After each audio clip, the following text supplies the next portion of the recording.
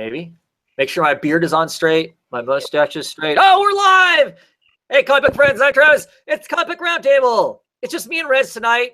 If you've been hanging out waiting for us to start, we're really late. It's Mike's fault. It's Sergeant America's fault. He said he was going to be late. We didn't really know how late.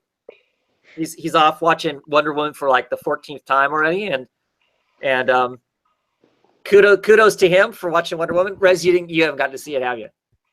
Unseen circumstances. Unseen. You know what? I do plan on seeing it because I'm really like obsessed with her. Like as of late, like I've been running into a lot of memorabilia, and yeah, I gotta see it.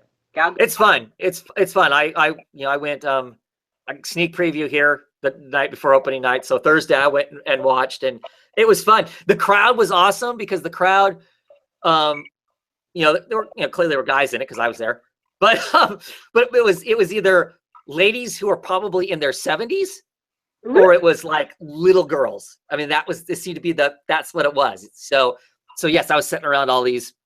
I'm an old guy, and I would consider these ladies much older than me.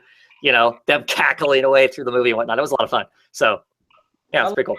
She told me she's Wonder Woman, so that's like a reason because she's she feels empowered. Yep. Yep. And it was a really, really fun movie. But anyway, we're here to talk comic books, not movies. Me and Rez, we only read independent books, so we're just gonna talk independent books tonight. If we get to it, maybe I'll talk. I did read some Marvel books and some DC books. Maybe we'll get to that. Otherwise, we're just gonna talk independent books. So, what do you want to talk first? Yeah, I know you know which one it is, but I'm gonna go ahead and show it. All right. So the 25-cent saga, which if this is the book you should go and get, just because it's 25 cents for the Fiona Staple art, if nothing else, right? Exactly. I mean, I couldn't pass it down. And I was, when you put everything in your cart and then you're trying to wheedle down what you don't want. I could not, because how we've been talking about maybe dropping and yeah. I couldn't do it. I couldn't because it's 25 cents. It was. Well, it's 15 cents for us of our discount. It literally cost us 15 cents. Yeah. So I was like, what am I dropping? Why would I drop this? It's only a few cents. I'm literally not missing anything, Right. So yeah, I totally got it. I really like this issue. Like it had this faux because it wasn't completely Western. It wasn't immersed into that Western feel, but right. Faux Western. I like that. And it was like it was really meta about it. It was really meta. And I loved how it was even in it was one portion of here where what's her name? The little girl. I always forget. Hazel. Hazel. When she was discussing, she was doing like a little recap of how the whole entire how it came to be. She even got really meta and was like, so my dad is from this really super fantasy kind of and my mom's from this like super sci-fi kind of fantasy world. I was like, what? I love it. Well, yeah, but I mean, so smartly, I think. I mean, this is the creators being really smart, I think. So it's a 25-cent issue, which of course means, if you're curious at all, this is the issue you pick up because, it's a quarter. I mean, that's nothing. So them putting kind of a recap in this, which those of us who've been reading don't need the recap, but I think it was really smart of them to do it, and they did it in a way that if we were casually trying to describe Saga and the characters in it, right, this is how you do it. You'd say, oh, one of them is from a sci-fi planet, and one of them is from a fantasy planet. So it was perfect. It was a perfect way to end the story to kind of give people who do not know what's going on kind of a sense of who the characters are and what, kind of what their vibe is, kind of a thing. So I thought that was pretty smart of them. I did too. It was like I think it was my favorite part of the comic, honestly. I know there's other parts in there too, but I was like, that was so cute to me. I love when comics get meta. Mm-hmm. I really like after that though. I really like the conversation that Hazel has with Patricker, right? How do you say it? I don't know. I think it's Patricker. Yeah. Unfortunately, I hate to say it. Either I call her Peter because it's easier for me when I'm having a conversation with my family that read the book about it. Otherwise, unfortunately, I refer to her as the trans woman. that in the book, because I mean I don't know how else because her name I can't pronounce it. I was really confused for so long because they never referred to her as transgender. Remember, they just had her. She had all these parts. And of course, but I was under Oh, okay. I was under yeah I was under impression she was not what's the I thought maybe that she was just born with those parts, you know, like the different variants. More hermaphrodite than. I didn't know if that was Oh, okay. or you know, but yeah, that's what I thought. I thought she was more Oh, in that realm than actual transgender. So I was kind of glad to get some clarification on that. sure. I think that moves things along. So we're gonna see more develop as far as her explain, you know, her behavior being explained because apparently there's certain things that only women do Right. from their species and only men do. So yeah, like the whole fact where she could smell, you know, the pregnancy and smell Right. Yeah. like that's something men could do. I think more so than women. But Marco doesn't seem to even point that out. Yeah, I say Marco has never done that, so I don't know. I don't know what that is. Yeah, that's one of those kind of curious kind of things, right? Um, or is that a sense of the fact that I don't know how complicated they're going to get with the character and with the whole transgender part of that. Is that part of the biological difference between men and women of Marco and hers race, or is that her sense of that she is a woman, and is that what gives her the ability to do that? Because her sense is that she's a woman, regardless of what's dangling or not dangling between her legs. Her sense is that she's a woman, and so she has the ability to do that. I don't know. I'm just curious about Carrie. I want to know more about her. I hope to find out more, like why she's so aggressive, you know, like who she is, about how how that works, everything with her, like you know, like on the Right. like how they're accepted or not accepted. I would like to know more about this, the politics of that whole. Well, yeah, it's clearly, I get the sense it's something like ours in the sense that, because I mean, she says it's a secret, it's kind of a hush hush, no, we don't talk about it. But I just like that whole conversation. I mean, for one, I guess in your case, it cleared up, that she is transgender. I guess I just assumed that she was. And I mean, I thought the conversation was interesting. I mean, I would love to hear from somebody who is transgender also what their opinion of the conversation was. Just her kind of, you don't ask that of somebody, because of course, Hazel's asking about her penis, Yeah. And really not for the reasons why you might think that she's asking. Yeah. She's not asking because she's curious about her and why, is she biologically a guy and she's acting like a girl, It's not even that conversation. We find out from Hazel's perspective. Hazel's just concerned that she's so much of a mutant, because she has wings and she has horns, so she has attributes of both races. Is she going to end up suddenly popping out extra parts, extra swimming suit parts, as she refers to them? And so that's why she's concerned. It has nothing to do with the fact that she is who she is, kind of a thing. But that whole conversation about you don't ask that of a transgender person because then it does this to them, whatever. That was really, and then of course they lighten the mood after it's kind of serious by the whole, as they're hugging and I want to talk, can I talk about nipples now? And she's like, oh my, she's like, oh my God. And then Mom comes and saves her. It's like, oh, thank God Mom's here. I thought it was funny. She actually, a transgender woman, even though I can't say her name, is one of my favorite characters. I love her attitude. Yeah. She really wants nothing to do with Alana. She tolerates Alana because Alana's part of this family. She thinks Marco is nuts because this whole relationship thing and whatnot, which I find really amusing. The whole coffin thing, though, that is freaky weird and really cool, but really morbid too at the same time. It is because. So tell me, what I was going to ask you too about was the very ending where she displays actual magic powers. So like, do you think you actually have information the baby is not living? I mean, like, maybe I'm being hopeful. I'm being very hopeful. Maybe there's something going on here where the magic has put the baby in stasis, and maybe they believe the baby is not alive, and maybe we'll find out later on it is, or something. Maybe they'll turn. Well, I guess that's possible because anything's possible, right? Yeah.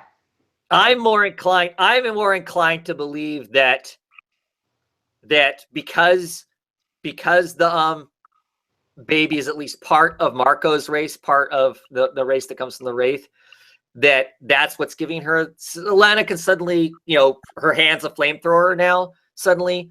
I just think it's the magic that is this whole kind of somewhat holy relic, religious-y kind of, because I mean, their friend, the trans woman, she basically bows down to her. Now that, I mean, she hates Alana, really, but now that she is carrying this dead child inside of her still, yeah, she's like suddenly this holy kind of thing. This they're raised above kind of thing. And I think that's where the power is coming from. I think the power is coming from the fact that this residual magic that is in her is giving her this I'm so sad. ability. I'm just like, every time I think Oh, I want to cry because it's like poor Alana. I mean, like that whole situation, the way it happened and went down. I mean, and I know they're like really upset with Prince, TV head. Prince Fourth, yeah. And what I can't remember exactly how he contributed to that. Because I thought it was just the accident of when they were feeding fuel to the tree, and then and he tried blasting her. Oh, right. Yeah. Okay. Yeah. He goes nuts. He tries shooting himself, and then he tries shooting everybody else, kind of a thing. He does the whole "I love you, Alana," because he's all obsessed with her and whatnot, and that goes all craziness and whatnot. What I thought was horrible is their whole conversation at the beginning. Of course, in typical Saga fashion, I won't actually show the page because I know some people are generally offended by such things. They're on this planet, and they go to a town, and the town is a place where they perform abortions, and not to make light of that one way or the other, but that's what the town is named after. So in typical Saga fashion, the opening page is a full page spread that's supposed to shock you. Oh, and it is kind of shocking. I mean, because it's this owl character, this Western owl character going, "Welcome to." Oh yeah. Mm-hmm. And that is shocking. I mean, I don't think there's anything casual about that. Look at the one that's open already. I guess it didn't register to me how shocking it was. I guess I read it but now that you talk about it like this, I definitely see it from your point.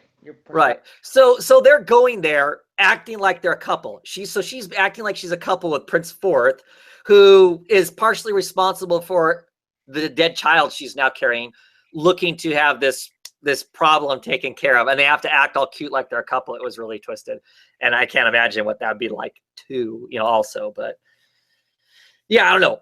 As always, I really like Saga and all of its little bits and pieces, as slow as it might be or as fast as it might be or whatnot. I'm looking at the comments, and Carlos is there, and he's saying that that he picked it up and he enjoyed it so much that he might continue reading from this issue on. And I'd be curious to know if you've read Saga before, if this is really the first place you've jumped in on Saga at, and does it feel like there's enough there for you to know kind of what's going on? I personally think there is, but that's because I've read all the way along, so I know what's there. I don't know, but yeah, it's been a pretty good jumping. Mm-hmm. Again, I would think someone will probably rather read at least the previous issue, because I mean that was so impactful. Sure. Not even encountering that issue will be kind of always be missing out on something. Well, there are little things, little payoffs that you wouldn't know about. You're right, but it's not. I don't think it's so confusing that you would be lost starting here and reading forward. Mm-hmm. I don't think, but for me, I'd have to go back and read the stuff before it. I mean, I'd be out getting those trades to read personally, but and I know lots of people who read it and trade. And it's a smart way to read it because you get all that payoff all at once, kind of a thing. So yeah, I started off with hardcovers. I mean trades, and then I upgraded to the hardcovers. Doing singles. Yeah. It's a slippery slope once you start the singles, and it's hard to get off of them then. So, yeah. Well, Saga is another one of those books that probably at some point I will start collecting in, the fancier edition, the hardcovers or whatever, so I can have it sitting on the bookshelf besides my singles. I have in the past had the first trade, which I give away Yeah. when somebody goes, oh, comics aren't for me. I don't like superheroes, whatever. As long as there's somebody I know that can handle a little bit of, swearing, a little bit of violence, and a little bit of sex, then I'm like, you think you don't like comic books? Try this one out. So Yeah, that's one of the things I recommend to people all the time. I used to recommend Shutter too, because I felt like Shutter, the way DeLuca, illustrated, I felt like it was very similar style as far as how like in your face it is and how. yeah. I mean, I really like the illustration. Like, it's totally different, but I just love the illustrations I get there. And I was a really big fan of Joe Keating for a while, so I was, I would recommend those. But I'm so lost in Shutter that Yeah. I recommend Saga for sure. Definitely mainstay. Yeah. And I feel like Saga is a book that you miss some stuff, but you can kind of get in anywhere. Yeah. And the basics of what's going on are pretty, you can grasp pretty quickly. Shutter, there is no jump in point. Number one is the only jump in point for Shutter. Yeah. I really like that comic, but there is no in between, I don't think, on that book. Yeah. I mean, I started off from the beginning. I always read that series in trades. Mm-hmm. I'm always like, a little behind and when everybody else is pulling singles. But yeah, even just like waiting for the trades to come out, you get lost just because you have to read. Right. Well, and the last trade's going to be a really long ways, because when the last trade that just came out for Shutter, now there's like 15 issues before the next. It's this super long arc. Ooh. So you're not going to get it until way down the road. So, I mean, you probably have to definitely go back. And I'm just paying attention to the comments. And Carlos says that this is the first time for him reading Saga, and he felt like, that he wasn't lost in the process. Yes, this is the first time, and this issue made it easy to follow. So, yeah, that cool. Definitely helps out. Yeah, well, it does. It definitely does, for sure. Right on. Okay. What else do you want to talk about? Ooh, let's see. I really enjoyed this issue of or So you enjoyed it even if it didn't give you answers to, is it the drugs or is he really got a demon hanging on his shoulder? Yeah, I surprisingly did, because I just like the smart, quippy, I guess the way he talks. The narration, him telling us the story after the fact, is fun. Yeah, I just really like that, because I mean, even I don't know why, but I always have the feeling he's narrating that it's literally possible that maybe he did, like, something bad's gonna happen to him. I mean, obviously something bad happened, but not to severity where he's not still gonna go out and kill someone a day later. Like, I'm thinking it's always possible that Edward Baker writes it. You think that, okay, he's finally gonna meet his maker today. Like he's recapping. We're gonna finally get this recap of him telling us, well, this is how I died. But it never comes just yet. Right. So I like the way it is written, where it's you build up, and it's a possibility there where this may be the last issue. Maybe, I don't know. Well, one thing you want to bear in mind when you're reading it and thinking that is the very first issue is him basically running through a fancy, like either a hotel or a really fancy house, and he is shooting multiple people. And he's saying, oh yeah, maybe I shouldn't start here. I should start at the beginning. God. And we've never gotten back to those first pages. About that. Yeah, because in the first issue, we he's doing all that. I mean, he's shooting lots of people. It's all kinds of crazy, right? And I don't think we ever get back to that scene. It's like, oh, let me get to the back to the beginning. And him trying to, commit suicide and falling off and getting hung up in the wires and the whole demon thing and whatnot. We never get to that whole scene of him running around with a shotgun shooting a whole bunch of people. I don't think we've gotten back to that. So, so I guess I'm reading it thinking, well, this isn't that situation. So clearly he's not going to die. But that doesn't mean it's not going to get really bad, right? I mean, because it's like, for me, every issue seems to have a kind of a, oh shit, how much worse can it get, kind of a thing, in it and stuff. I really enjoy it, and I enjoy it for the same reason you do. I mean, the narrative of it is just a lot of fun. I mean, I don't know that he's a likable guy. No. But it's fun to listen to him. You know what I mean? I don't know. He's somewhat relatable in some ways, and he's enjoyable to listen to him travel through the shit show that is his life, basically, right? And I enjoy that, and it's of course the artwork is so great in it that makes it pretty easy too. Yeah, that's how I feel about it for sure. And I like seeing that they're nominated for 4 Eisner Awards. Yeah. And I mean, when they first started doing the book this way, where you get these pages, where the narration is off the page, so we just get panels of art. I wasn't sure what I thought of that when that first happened. I'm actually really, I really like it. I mean, for me, because otherwise, all you would be doing was stretching this picture out a little more and putting all this narration, and crowd the picture. So I think if it's a lot of narration and there's not going to be any there's not going to be any word balloons, that I think this is the best way to kind of do that. You know who else does this? Deadly Class. Yeah, Rick Remender and Wes Craig definitely do that too.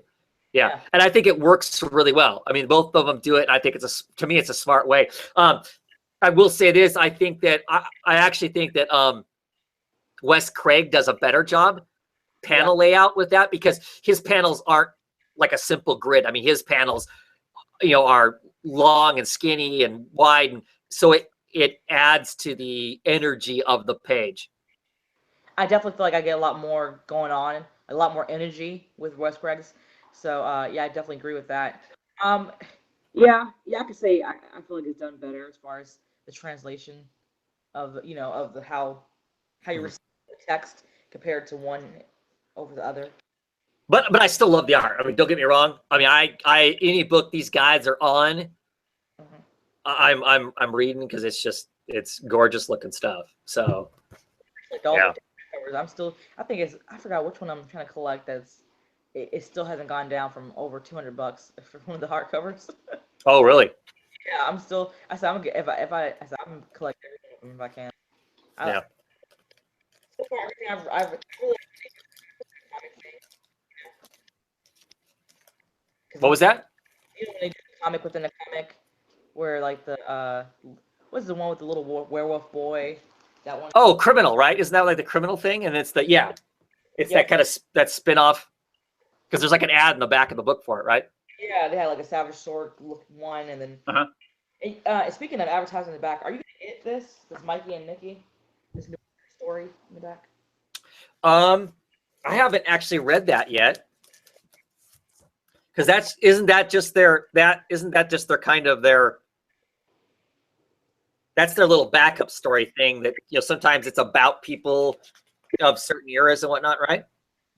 I thought it was like some kind of advertising for something new coming out, because it says illustration by Jacob Phillips, and I didn't know that was Sean Phillips' brother or cousin. Well, I think that's who did that. I think that's who did the illustration here, and I think that's why they're making sure credit wise, is down here. Kim Morgan's the person who wrote it. Okay. I think is what that is. I haven't read that yet. Limited on time. I want to make sure I read the actual story so we can talk about it. And then I'll go back and read that, because I think that, because typically that in the back there has to do with like normally like movies and that sort of things.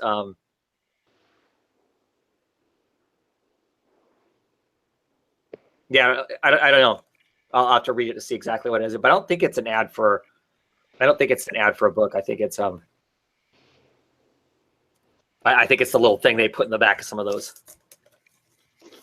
The reward for being a singles reader, because they feel like they need to give you something because you're not trade waiting, right? So, yeah. I'm not sure if I have any other books. Well, I do have one other book. I know. I'm pretty sure you got, right. You get this. You know what? I didn't order it. I don't know. I know. I was gonna read it because I said, since I didn't get it, I'm gonna read it digitally, and I just didn't get to it. Okay. I really enjoyed it. This issue is sad though. Oh my god. God, and I didn't get it. Yeah, because they get older, right? Except for he's ancient. I mean, he's been on the planet since guys were cracking two stones together to light fire, kind of a thing. So of course, as he doesn't get older, his wife does. So we slowly wind down through the golden years of their lives in this issue. It almost has absolutely nothing to do with Hellboy whatsoever. Just him kind of keeping tabs on Hellboy, and he has started, instead of going and this really isn't spoiling for you guys, but he, instead of him going and actually fighting the bad things, he's just making anonymous phone calls into Hellboy to say, hey, you need to go here, hey, you need to go here, and then they're going and beating up the bad guys while he basically stays at home because his wife is getting up there in years. So this issue is all about that, all about the golden years kind of a thing. So one more issue left. I still not real keen on the illustrations. The illustrations are rough in this again, but the story is just great. I mean, the story itself. I really enjoyed it. We dragged on it a little bit of the first issue. Well, you're right. I really do like that. I think the illustration is kind of what determined whether I had grabbed that one. I think it's kind of like when you're up to the point where you're like, should I keep getting it or not? I think that point I already dropped it, even though I really liked it. Right. Right. Well, probably because you didn't order it, right? Because we read that first issue and we both just tore that first issue apart. And so then you're like, when you go to make your next order, you're like, I'm not getting that. Yeah. Right? Yeah. And then you get issue 2 and you're like, oh, this got a lot better, kind of a thing. And you hadn't ordered it. And I was still in the mode of, well, it's a mini series. I'm just going to finish getting it anyway, even though even though I wasn't real thrilled with it. It'll go to the bottom of my read pile, kind of thing. So, pretty good. What else? What else you want to talk about? Let's see. I didn't have a lot. I guess this whole 5th week thing yielded comics that weren't really super in your face, like great, but right. Worth mentioning because I have some things to talk about it. It's Packless. Oh yeah, see, I don't know why I didn't get that. An anthology book, I usually jump on those. So what's it like? Well, that's an anthology.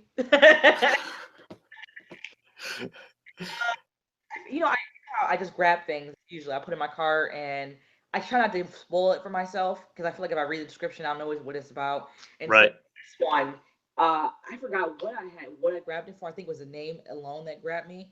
And so when I opened it up, I realized it was an anthology, and I was like, "Oh, okay, cool. I love anthologies. You know how I am."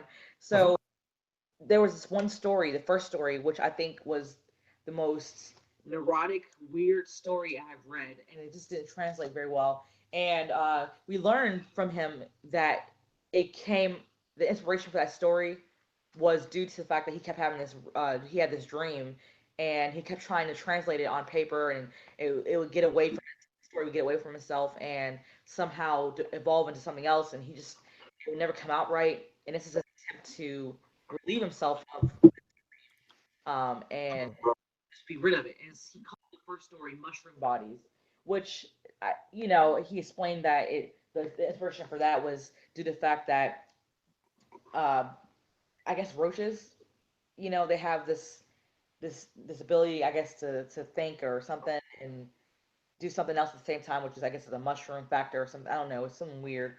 But the guy in here, he's just really, he's super neurotic. He's going to a psychiatrist, and he doesn't know how to have a whole lot of conversations. He's always having this same recurring, I guess, daydream, where he views his girlfriend as a roach, as a bug, and then he realizes that maybe he's a bug, and that then I guess he tries to talk himself into believing everything's okay. It's just a whole bunch of nonsense, and I'm like, oh my. So you basically paid for his therapy, huh? Yeah. I was like he's in a comic. He's like, just look at this. It's just he's showing himself transforming, or him viewing himself as transforming. Right. And we don't know if he really is or not, but he believes that there's some kind of conspiracy going on. Like maybe she's the bug and he doesn't realize it, or he's taking himself out of the world, and maybe he's, she is or not. And I just didn't like the story at all. It just didn't make no sense to me. I felt like it was the worst story to start off with. I think it can lead someone into not wanting to pick up further issues. Mm. Biggest issue with this. Then the last two stories where we dealt with something very sci-fi oriented. We had a guy who his father had a terrible accident, and the only thing left was his head. So he had a very mechanical cybernetic body. This is like obviously in the future. So he is talking to a colleague and is telling his colleague that he's trying to investigate and trying to find his father or find something to do with his father. And it ends there very abruptly. Like, you don't really get much information at all. But you do get the feeling that this guy has a very contentious relationship with his father.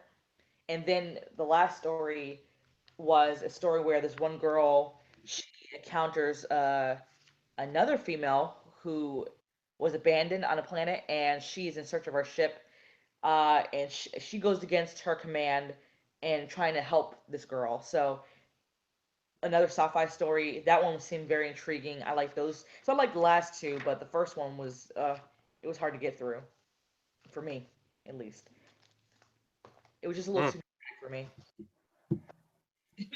Well, that first story reminds me kind of like a William S. Burroughs, Naked Lunch sort of thing, or what's that famous story about the guy who turns into a roach? Oh yeah, you know what? I know what you're talking about, but I like that better now than this. Yeah. Well, I'm just saying, just graphically, the whole roach thing. Yeah, I encountered recently a short of that adaptation of that. Mm-hmm. Can I remember the name of it? Yeah, there you go. At any rate, well, I'm glad I didn't pick it up then. Yeah. Because I don't need to pay for somebody else's therapy. So. Yeah. Because I ordered further issues, so sure. It's a situation where you read something and you already have issues ordered. So what can you do? Yeah, like we always talk about, one of the downsides to ordering through discount comic book services is the fact you're taking a gamble on stuff that you can't walk into the comic book store, pick it up, look at it, and go, oh, this looks like I might like it or I might not like it, kind of a thing. Yeah, like that's the downside. I guess the upside is the discount, right? So. And I don't know how many of those kinds of books your average comic book store do you walk into, and those are set on the shelves. I don't know. That's the other problem. I mean, we now have a comic book store of sorts here in my town, but none of that stuff's on the shelves. If it's not DC or it's not Marvel, it's not there. I can order whatever else I want to, but I'm still playing the same game, ordering it blind and hoping it's something that I want, because they're not carrying the odd stuff. There's most comic book stores I don't think have shelf space to carry all the all those smaller books that don't have a big name on it or whatever, kind of a thing. So yeah, they don't carry like smaller press stuff, and usually you're left pressing it and never really even getting it or checking to get it for you, and so you have a lot. Right. Let's see, what do I want to Black Science. I'm gonna talk Black Science briefly here. Right. Not pulling singles, because again, that's another one I pull only in trade. Oh, and I'm sure it's awesome in trade. There's no doubt about it. Lots of fun as always. Grant's finally starting to get his act together. He's still not a super genius. He's still struggling with the fact that he's just an average Joe. But he's starting to remember stuff at least. He kind of knows what's gone down and what's coming. And so even being an average Joe, he can have kind of a battle plan to kind of protect himself. Basically, he's back on his original planet or close to it, and everything is coming there. If you remember way back, the psychic lizards that can zap people's minds and make their heads explode are showing up. There's these symbiotic ghosty things that possess people's bodies are showing up here. There's all these different craziness all showing up at the same time. So he's running from all the bad guys. The bad guys are whacking each other and trying to get him at the same time. Brilliant artwork by Matteo Scalera, and extra kudos to him. He drew all this with a broken collarbone and a dislocated shoulder, and he was still drawing this stuff. This splash page is just absolutely nuts. You know, there's poor Grant and his brother, and they're being attacked by the Army Boundless, they call themselves, and they're like zombie astronauts, monkeys with extra arms and extra eyes, flying mice with big ears. There's also some samurais on motorcycles. The thing that makes this book so great, it really is the art, the imagination of, I believe probably Rick Remender, just basically going, Rick Remender going, hey, I've got a basic idea. Scalera, you just go crazy and draw whatever the hell you want to. And he just does. And it comes up with this just incredible artwork with this. I mean, it's just so, that's so dynamic. Them flying right along the road like that. This kind of fish-eyed lens look as that army is chasing them down. Just brilliant stuff. Just brilliant stuff. As always, really like it. And the other great thing is the biggest nasty in this book is a giant purple thing that looks like some cute Muppet. And it is it says the grossest stuff. And it's got these little tendrils that come out and bore holes through you, and sucks the juices out of you, or fills your body up until you bloat and you burst with lots of little cute ones. But so they're cute as can be, but also gross at the same time. So just great stuff. Just great stuff. Yeah. Good stuff. Worlds. What's that? I love seeing all the different creatures you'll meet. Yes. Yeah. And that has never fallen down. There have been points in the book where, I agree with some people in the past, like back in the early 20s, he gets a little navel-gazy. Grant does. He kind of gets off on his own little planet, and he's kind of la-di-la land kind of thing. And he's maybe just a little too much looking into his own navel, but the artwork still holds up through that part of it and makes it enjoyable all the way along. I see in the comments there that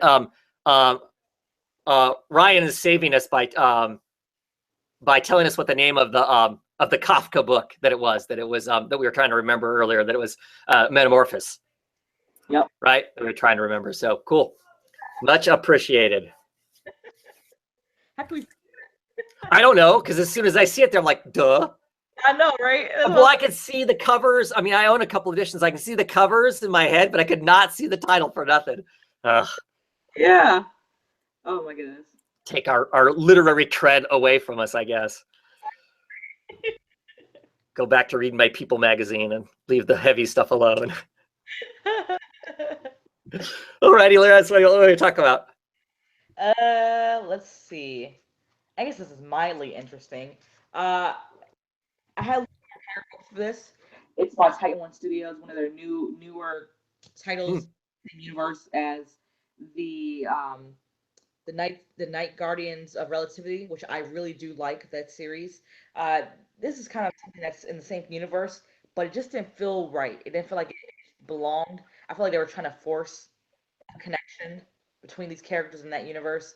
And even when they actually mentioned some names from some of the characters in the Night Guardians of Relativity universe, I felt like it just didn't fit in this New Humans book, which is the first issue of Volume 1, where we first encounter this woman, with his family, and this little girl, she's swimming. They're out having a nice little barbecue, and she goes out a little too far, and her mother goes in and to help her, and then there seems to be like, I guess, a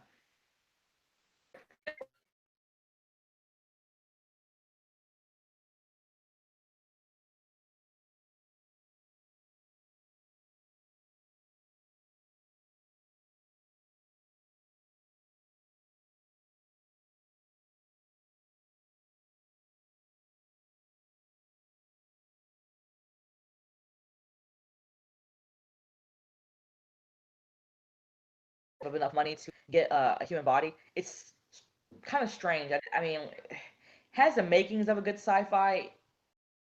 Feel really well written. I just feel like it was just. I feel like I read a lot of it too in the sample. Again, I really do need to stop reading the samples. I really do. Yes. A lot from by the time I read this, I read half of it already. I was like, okay, I read it already. Right. Right. Yeah. Hmm. Let's see. Sex Criminals, issue number 19. With the wide wiener hot dog truck there crashed. Claim to fame of this issue basically is the first like 4 or 5 pages are this truck driving down the road. It's got speakers on it and it's playing the theme song for the wide wiener. And if you're into penis humor, it is very funny. Matt Fraction says he's never going to write another book after this because he can't top writing theme music for Wide Wiener. It's really, really inappropriate. Yeah, my worth is my girth. That's the slogan of the Wide Wiener. But anyway, one of the people who can go into magic land when they orgasm, it drives this truck and sells hot dogs is their day job, kind of a thing. So that's the whole funny part at the beginning of the book. Then we get in the middle of the book, we get to the serious part where the fact is that we come to the kind of the header of the fact that John has kind of been lying to Susie. Well, he says he hasn't been lying. He just hasn't been telling her things, right? So lying by omission, right? I've heard that line before. So Susie's not really into that kind of a thing. So they're having a big blowout of sorts. One of the guy that drives this truck thinks that that John and Susie work with Kegelface, the sex police, horrible sex police woman, which they don't, of course. And so he's freaking out, and maybe he's committing suicide by the end of the issue. We're not sure. So I mean, the book gets really serious towards the end of the issue, where it starts out really goofy. And Susie is in an interview to become a librarian of this chain of libraries in this city, but that means she's going to have to move. So clearly, John's transgression in not telling her things has reached a point where she's willing to go look for a job that moves her away. So I don't know what's next for the book as far as that goes. The plants. What's that? He's still sitting in boss plant. No, he is not. He is not. Because he's not working for that boss anymore, that bank, because of course that boss, we find out, has powers too. So he's part of the sex police. Oh my goodness. See, I'm so behind. Like I guess I'm so busy waiting for the trade. Right. Yeah. Oh man. Yeah, and a matter of fact, in this issue, that guy's in this issue, and he calls in John's asexual friend, because there's an asexual character in this, and basically has this bank meeting, and the entire bank meeting is all meta text at this one asexual character, basically saying, I can mess you up anyway, anyhow I want to, and there's not anything you can do about it. So you better watch out.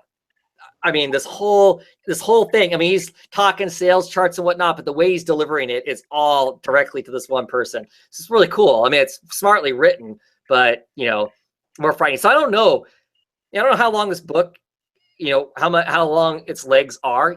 Are we coming to it feels like we're potentially coming to the end of things, just because things are starting to fall apart for our main characters, and if they can't find a way to figure things out, I don't know what's next. But I'm still really enjoying it. It's really well written, and like I said, it has the goofy, fun, kind of quasi immature stuff that you laugh about because it's so ridiculous. All the Wiener song at the whole beginning of the book, and then it has all this great, serious, real conversation kind of stuff that goes on in it too. That has to do with sex and relationships and all that kind of stuff. So I just continue to really enjoy it as a comic because there just isn't anything else like it. So I regret not picking that one up as well. Continue on. I mean, it was really good. Like I love the first. I think it was the first 2 or 3. I read. Yeah. Well, see, but this is a book until this arc.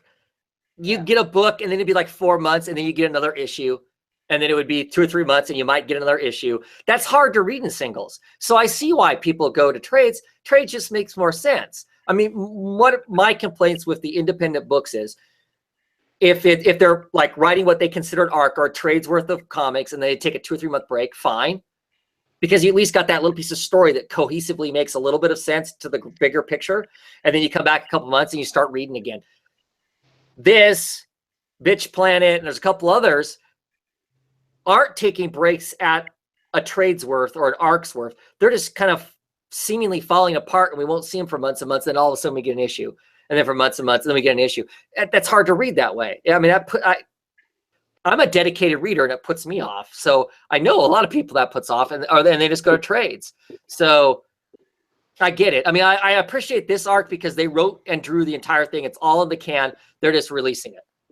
Yeah. So I know this is going to be consistent. I hope they stay with that way because otherwise it gets really hard to read. And if I wasn't, 20 issues into it, I would go to trades probably with it. Yeah. Just because of that poorly released kind of a thing. So yeah, it's a shame how some things fall to the wayside. Yeah. Even with Image, they drop the ball a lot.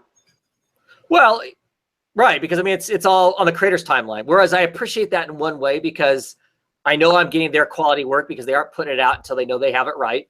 But at the same time, there's something to be said for corporate comics where I'm going to get my book every month. It's going to come out. It's going to be consistent, but it may not be consistent quality. So there's a give and take there, I guess.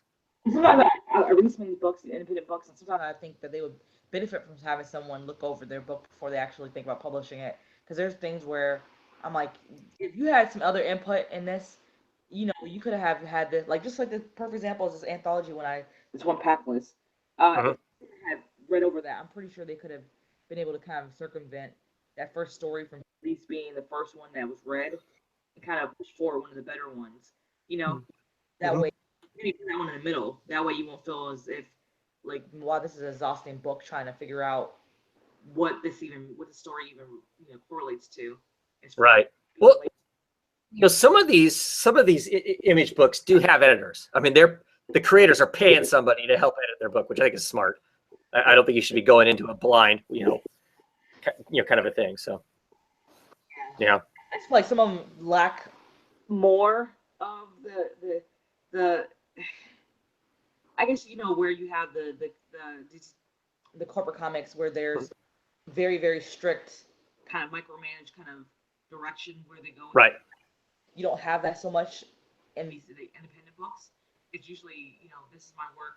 I want you to publish it, help me publish it, and of course whatever semantics go on and stuff like that. But I feel like they had someone kind of really, really gazing over some of these books. You have less errors, like spelling errors, less like I said, stories. If they have an anthology, some of the stories not making the better stories more prominent than they have the other ones, or in any case scrapping some stories that may not be really ready to be introduced into the market. Right. I guess it depends on what kind of relationship you have with an editor, because Image in particular does not assign editors to books because it is the creators, it is the artists. They are creating whatever, and they're not going to get in the way of that. The most they're going to get in the way of that is they're going to go, look, dude, this is just going so far into the hole, not making any money.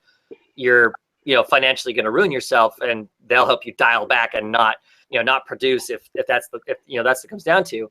But I guess kind of what you're saying is that you would hope that artists, even though they are artistes, that they should get somebody that they can work well enough with and trust well enough with that give some guidance.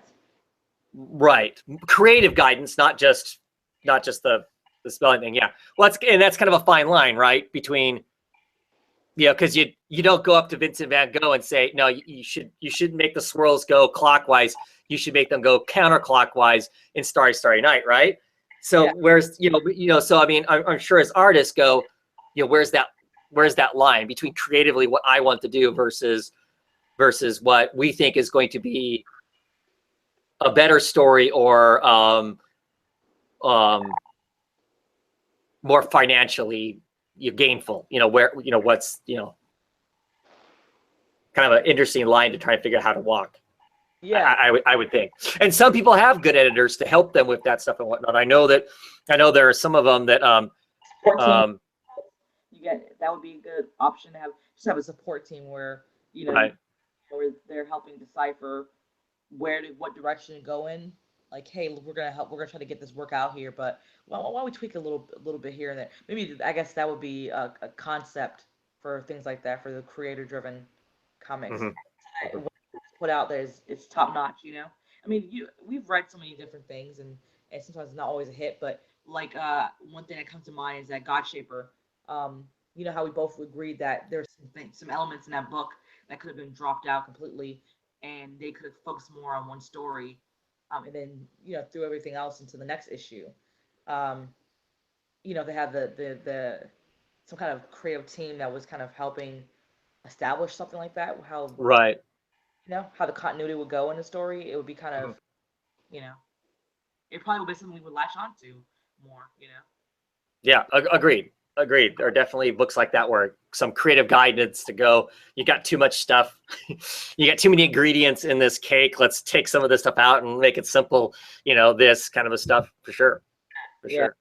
I may be being gripey or having wishful thinking, and I would hate. Well, no, you spent money. We all want our books to be better. And we're just trying to think of ways that they would be better. And that would be a way if somebody was going, look, you don't have to write the book for me, but why don't we look at this and maybe change this up or tweak this or whatever, for sure. But there has to be a line there. I mean, there needs to be a given, I guess, a happy medium between the two. Not so throttling that corporate comics are, where some of those corporate comics, it doesn't matter how imaginative the creators are that are on the book. What are they really being allowed to do and not do? Versus what the editors and the higher ups in the corporate ladder are saying, no, this is what it's got to be like or whatever, versus, totally freewheeling over here where we can't, where we have a character whose name gets said on basically every page, and on every page, the character's name's spelled different. You got to fix that kind of stuff. That's way too far out there, way too sloppy, kind of stuff. There needs to be some happy medium somewhere in between. Yeah. I agree with what you just said. Yeah. Alrighty. What else do you want to talk about? Let's see. I wanted to mention Motor Girl by Terry. Motor Girl. Okay. Are you done? I think I'm pretty done, and I hate to do that. I really do, because I really like Rachel Rising, and I don't want to be that person that's comparing it or hoping it's going to be just like Rachel Rising. He's doing his own thing, he's doing something separate from Rachel Rising, but it's moving a little slower than I anticipated, and for that reason, like it would just and a home format, which he usually releases after he completes his stories. So for me, I like the character Sam. I'm kind of in the middle about the gorilla. And we're learning more about why she has come to this point where she sees it's not enough to capture me on. I mean, this whole other side story with the aliens and the abductions, that doesn't really fold in very well for me at the moment, because it's just taking a little to see exactly why there's this one evil corporation trying to get is it Lily? I think Lily's land, and how they know about these little space men aliens, and what their true purpose is. I want to know more. I feel like reading issue 6, which is a lot of filler, it just didn't give me enough. I mean, yeah, we learned more, but like I said, about Sam, but ultimately, I mean, the story's just not moving along fast enough. So is that put out by Image, or is that under his own imprint? Under his own imprints, abstract. Okay. Yeah. But I love his illustrations. I think his writing is really good. It's just the stuff we're getting right now. I mean, it's not going to be. It's never a top book anymore. Like what 3 issues. Like for me, it's just something that I read when I get to it. And the fact that I had barely any books this week, I got to it. Right. If I had 20 books this week, I would have threw it on my to read pile. Yeah. Yeah, I've been hearing that people aren't as excited about that as Rachel Rising was. you know, I admit I haven't read either, so I need to get the Rachel Rising trades at some point. I know. I don't know why. I don't know why. It's always one of those kinds of things. I'm gonna get that, and then I don't get it, and everybody keeps saying, "Oh, it's really good. You should get it." I don't know. And maybe that's why. Is that stupid? No, Party just kind of goes, ah, everybody's reading that. I don't want to read that because everybody else is reading that. I don't know. I totally do that all the time. Oh, that's horrible. Because then you miss out on good stuff. It's times where like someone would always hype something up, and I'm like, I totally want to hate it. And Yeah. I know there are people that way with Saga who don't read Saga solely because the fact that everybody else is like, oh my God, Saga is so awesome. And so I know there are people who go, I'm not reading that because everybody else is. And then they'll grab it and then they'll love it, right? Right. Well, see, that's what I figured too. I'll be like, I'll get that first trade and I'll be like, oh my God, I clearly screwed up not getting this. So, Yeah. but I guess this is the case is that when I do get around to reading that first one, if I do really like it, I can just go get the rest of them and I'm not waiting. I can just enjoy it all. So, yeah. Pick up singles in there. I mean, if I see them, I'm gonna pick them up for you. But let me tell you, it grabs you in, and you're like, yeah, it's really good. I liked it. Yeah. Cool. Well, I'm going to talk Hadrian's Wall really quick here. This is issue number 7 of 8. The book has kind of gone completely off from what originally we thought the book was. Kind of started out as a murder mystery in space. Now it's way less that. I don't think anybody really cares who killed the guy at this point, because these rebels have taken over the ship. We find out that they are mining this planet, that this asteroid that they're on, that they're mining, has this like rare element that's used for to make light drives, to fly through space super fast. Except this is like a hyper potent version of it, and basically you can use it to make like an uber bomb. Like they describe this as being all of the bombs that have ever been dropped on planet Earth, all put together in one bomb, and this would be 10 times worse than that kind of a thing. I mean, so now they're kind of stuck in a situation. They're waiting for this probe that has gathered this mineral. It's flying back to the ship. They've got 7 hours to try and figure out how to, screw the murder at this point. Now it's more a matter of let's not let these rebels get a hold of this thing, because their intention is to take this bomb and basically fly, make this bomb, fly it to Earth and blow Earth up because, Earth is suppressing their rights, which may be accurate, but these rebels live kind of a lawless life. I mean, they have laws, but it's more kind of like that kind of, laws of the thieves or something kind of a thing where, an eye for an eye and then anything else goes kind of a thing. So, Earth may be kind of tyrannical in some ways, but maybe having the rebels be in charge would not be a good thing either. So they're trying to figure out how to stop this thing from happening. They in this issue, they attempt to reestablish communications so they can send an SOS back to like Earth or one of the bases to say, oh my gosh, these rebels have got these bomb. That all kind of goes, south on them. So they're left kind of in the middle of trying to decide what they're going to do. And we got one more issue to kind of clear this whole thing up. I have no idea, how they're going to fix the problem, other than they may all get spaced at the end of it. This is comic, I don't think really flinches a whole lot with that kind of stuff. It may be that all of our characters die by the end of this and the rebels get away. I have no idea. Or if they're setting up to maybe do something else. I will say this, though. They added some of the art. It's not all done. This issue wasn't all done by Reyes. Bits and pieces of it were done by somebody else. And you can tell when he's not doing all the art, because he does the art and the colors, the whole thing. And you can tell when somebody's helping him on it. I'm not sure why that happened, because they took a break, and I thought with that break that would give them enough time for him to be caught up on it. So I'm hoping next issue stays strong and doesn't get flaky on art. It's not as good kind of thing, but interesting kind of stuff. Yeah, I've read the first 5 issues of that. I really like it. Okay, any more you want to talk about?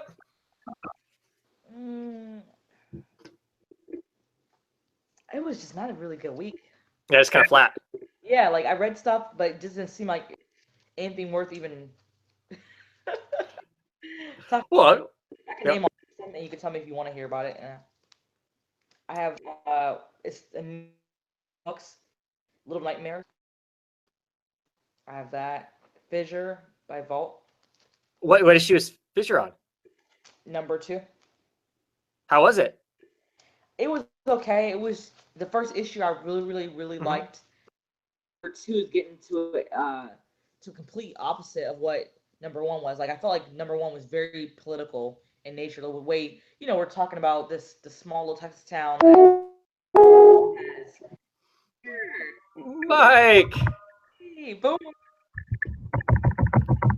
Had to turn up my volume. Sorry. Okay. Boom. As the Secret Service said to Mrs. Lincoln, sorry I'm late. Did I miss anything? Oh. Only 2 hours. Okay, yeah. We're talking indie books. We haven't talked Marvel or DC yet, so Okay, yeah. Save the best for last. right. Go ahead, Rez. So this one was non-political after that first issue was political?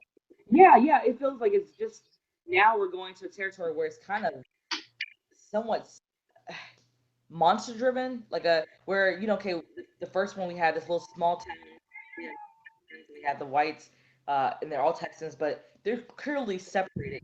They're, you know, how they feel about each other, you know, with the social political climate. And in the second issue, we have obviously this crack in the street and that people were being drawn to. People's families were jumping in this hole. Out there, some kind of creature. Killing them or not, but the main character, his father, went down there to find out what's going on. And the families that threw themselves between this crack, this fissure, and they were reporting on down there, and his father was taken over by some kind of suction plant Venus thing, and they don't know what's going on, but he now wants to go into this fissure and save his dad, or attempt to find out what exactly transpired. But it was so different than what I experienced with first issue. I just don't know what they're trying to do now. You know, I feel like complete different feels. Not bad necessarily, just didn't have that same charge that I got with the first one. Sure. That's what's kind of frustrating when it does that. When you think you know where the book's going to go and it goes someplace else, and it's not like it turned for like some shock or whatever, but just like, you know, is this the same book? You know, that kind of thing. Yeah. Yeah, exactly. You know. So, Mike, y'all settled in? I know you got some independent books this week, right? One. All right. Yeah, I only got the 25-cent sock. I mean, who could pass that up? So Right. So what'd you think of it? We've already talked about it, but what did you think of it? Nice. I mean, it's tough. I mean, Saga, like we said before, is not something you hand to somebody who just reads the Batman, who just reads the Captain America, and say, "Here, this is a comic." You know, there's so much more to it, and I think you have to be open to read independent comics. You have to be ready to not have the regular structured plot lines, to be able to lose characters. You know, with all the possibilities that are out there, you know, it's just one of those things that I don't know who just picks up Saga for 25 cents. Everybody did. Evidently, I hope so. Carlos, I don't know if he's still in the chat, but he was in the chat earlier. He picked it up and loved it and is thinking about starting off at this issue and going forward with it, having never read Saga before. So kudos to him. Yeah, they were super wise on how they told the backstory and everything. Yes, and I like it because it does explain. You can get it in trades. You can look for single issues, but you know you can just go with the flow. Yeah. And as we talked about earlier, not to rehash too much, let's just talk about the fact that you like the fact that there Hazel kind of tells you, you know, mommy's from a sci-fi planet, daddy's from a fantasy planet, kind of, you know, to get everybody up to speed, you know, knowing smartly, the creators knowing it being 25 cents that people would, out of curiosity, would check it out at that kind of price tag. You know, so they needed to put something in there because typically they don't do that. They don't rehash stuff like that, you know, so kind of smart of them to, you know, to do that, but yeah. But I mean, I'm looking at 43, so I can't imagine how many trades is that. That's 6, 7 trades, something like that. Yeah, I mean, I think this month or next month the next trade comes out, or the hardback, one of the two. They were just 7. There were 7 in March. the 7th trade came out Right. in March, or the second deluxe hardcover, I think, is coming out. I thought it already came out, or maybe it was for pre-order. Yeah, Pre-order, yep. I think it's the pre-order, 'cause I think it's getting ready to come out and whatnot. And I decided I really do need that shirt that says "high as fuck." I really do need that shirt. I'll never be able to wear it anywhere, but I've been saying I'm gonna start getting some comic memorabilia and some shirts and Yeah. stuff. I mean, come on, this is a great issue. Also, I mean, because I can't keep talking about it, I guess, because come on, they fight a bunch of dung guys, and that's awesome. Yeah. Yeah, we They did. fight poop monsters, and the poop monsters look kind of like whoever's poop it was. I'm like, oh, that's gross and pretty awesome. So We still didn't talk about that at all. no, skipped it the first time. Mike's here now though, so we can hit the lowbrow stuff. That's right. That's what I'm here for. Oh, that's awesome. Oh yeah. Yeah, but yeah, 25 cents. I mean, I would. Yeah, even if I wasn't getting it out of curiosity, I would check it out. That's too good a price not to check it out. But, I agree. so let's see. I'll briefly talk about Black Road. This issue number 10, the final issue. In this issue, Magnus basically hunts down the girl that kind of traveled the road with him and ended up kind of somewhat backstabbing him, but she basically backstabbed him because she wanted to seek revenge on this this priest that's living at the end of the Black Road and didn't feel like she was going to get there with Magnus. He tracks her down, and it's not really a happy ending, but we get kind of an idea of what started Magnus on his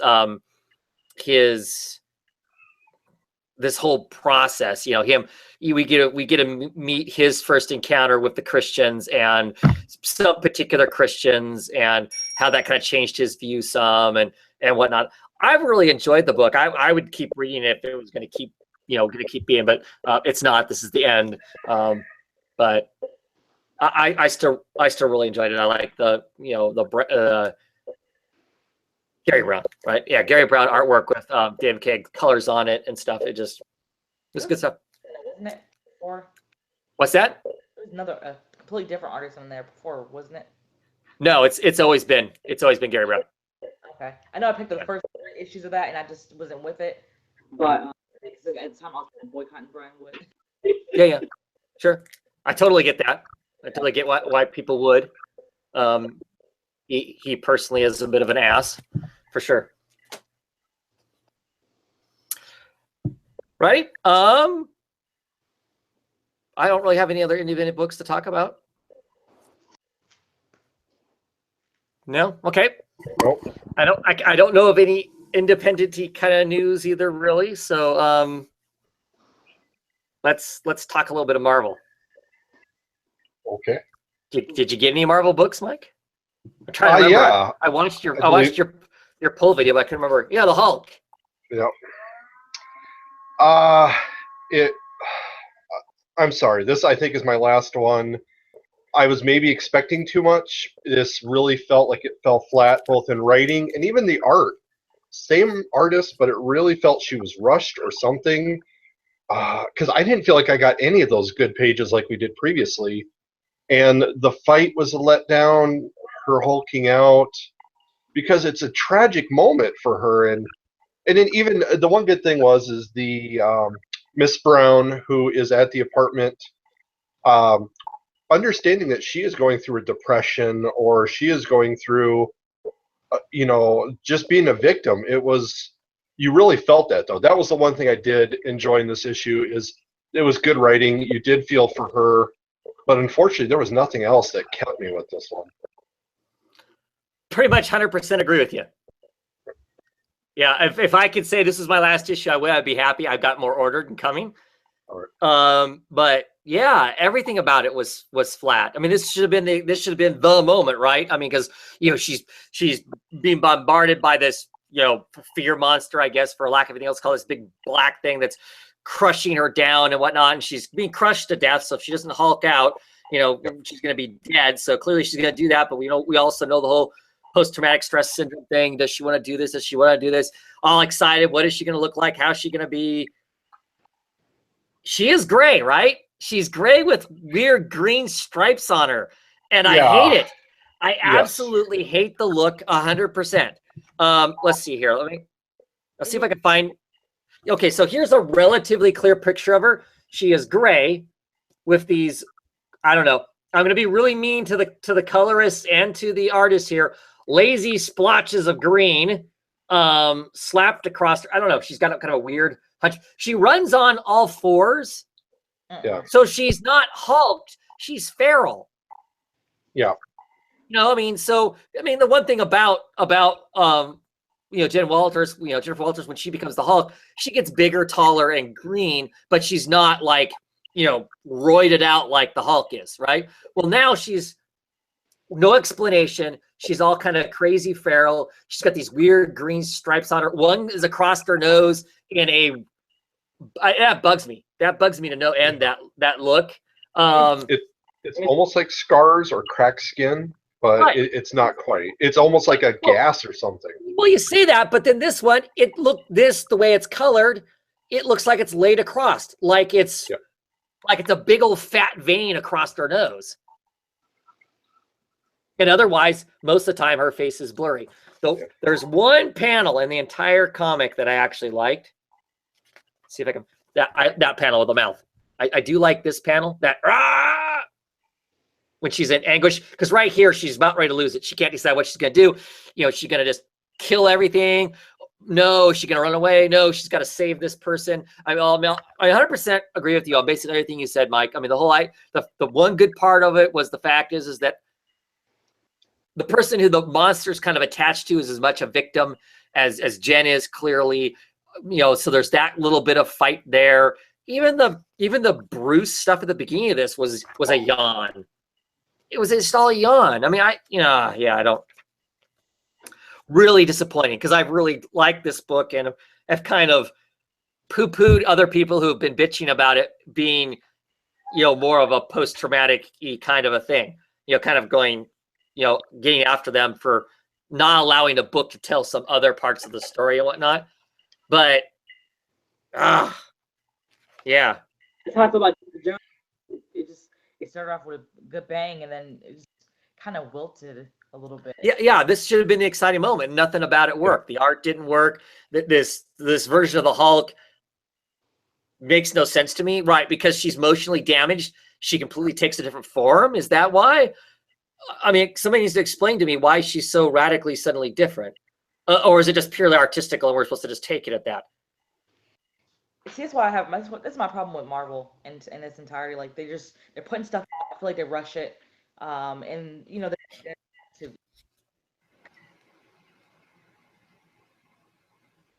very actually or enjoyable.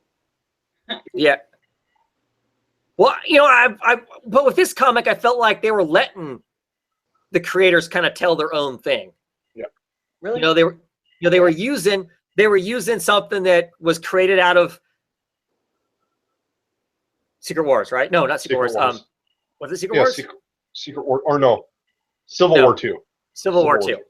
Yeah. So they were using what was taken out of that and trying to do something with it. Kudos, yay. Yeah. And it felt like the first, 4 or 5 issues, they were kind of letting them tell this other story. The weird moments of her, watching cooking shows to, to calm herself down and all this different stuff. And whatnot was really interesting. And this would have been the issue that would have been the payoff for that action and whatnot. It just kind of was not real good anyway around. So, looking at the comments, Ryan Salon says the same thing. I was so disappointed with this issue of the Hulk. I really didn't like how she looked in her new Hulk form. I don't like how there was no answers with where the creature came from or what happened to it or the people in the apartment complex. And because at the end of this, she's setting at some dedication. They're dedicating a wing of a science building to Bruce Banner, right? At the end of it. And she's just kind of sitting there, and her therapist is there, I think. Yeah. Yeah. Boo. It was. I haven't been let down in a book in a long time like that, where most of the time if I'm let down, I see it coming and I'm like, oh, this is just going to keep getting worse. This one wasn't, but it definitely. That's Boo. Boo. Got any other Marvel books, Mike? Yeah, I got a Secret Empire. Oh. I love that Sorrentino cover. Of course, we see Jane Foster Thor. Just wonderful. I mean, she was. But and we get into it. Starts out with the Rice art, which is supposed to be, another dimension, his mind, whatever it is. There is a surreal feel to it. Steve knows that he's a better man, that there's something going on. We have no idea who this Steve is. Of course, it kicks over to the outer space. We have Star-Lord, Rocket Raccoon, and Groot all asking some kind of galactic cancel because it's got the scrolls, it has the Shi'ar, it has even the aliens that, you probably can't. I got awful light today because I was a little rushed. The X-Men villain, the Brood, and somebody who stays in the shadow. So evidently that's going to be some big deal because you never see that person's face. And of course they explain, we're in a shell. There's a shell around the Earth. We're stuck outside of it, and we need your help. And they, of course, decide to just start shooting at Star-Lord and all them because it's open season for humans. I love the Sorrentino panels where you get the star and all the wonderful pictures. That's why I bought it. I'm voting with my dollars, Sorrentino art. But I mean, it's, so it's Steve's mind or whatever it is. It goes to outer space. It goes back to Earth where you get, there's all these different stories going on and it's driving me crazy. Maria Hill wants to talk to Natasha Romanoff. So she goes to this meeting spot and it's Boomerang. Captain Boomerang is like the new bad guy and he's got a poster of him with the boomerang. She's like, you're doing pretty well for somebody who used to strap a boomerang onto your forehead. And it was like, I love some of this stuff. It's a smart written book, but there's just so many storylines. It's tying into all this other stuff. There's references to other bombings in other towns and that they need to kill Steve Rogers. And, we see the new Young Avengers or whatever you want to call them that, the Hulk, Awesome Hulk, Miles Morales. Champions, right? Aren't they called the Champions? Yes, thank you, the Champions. She's using them as like her little kill team, but of course they can't kill. They want to be heroes. And it's just made this book so many different chapters. So we get this wonderful Hydra youth. So remember the young brown shirts of Germany. Yes. It's like Marvel wants to shock us, say that they're not Nazis, but then keep bringing up so many Nazi references. Yeah, they want to say in the media that it's not Nazis because none of us are real keen on Nazis right now, or not anybody that I talk to is keen on Nazis right now. But come on. Yeah, it's just shocking. I can't imagine. I don't know why Marvel does this stuff. And of course, so they're hunting the fragments, and you get all the Hydra people who go down into the Atlantis, where the Submariner is, and he's fighting all these guys. And of course, the piece is hidden. Ha ha ha! We fool you again. And so it's just Hydra slaughtering people. I mean, I'm flipping through. I'm trying to remember everything. And then we get to, once again, another loose storyline where there's somebody talking about, remember the old Avengers, and I was with them then. And I had forgotten because I didn't read this story, but here's Hank Pym and Ultron that are merged together, which I kind of heard about, but there's no explanation with that. Yeah, it's just things like that. We get back to Boomer. He's deciding to use the restroom, and there's a claymore taped to his mirror, and it says, face this towards enemies. It explodes, and he's like, don't take my money, don't take my money. The person comes, puts their boot on his head, and he goes, okay, take my money. And of course, the big surprise, and everybody, I'm going to spoil who the last new Hydra person is. And boom, You could just tell by that wonderful skull and Hydra Punisher. logo. Punisher Hydra. it Oh my is god. a Punisher, yeah.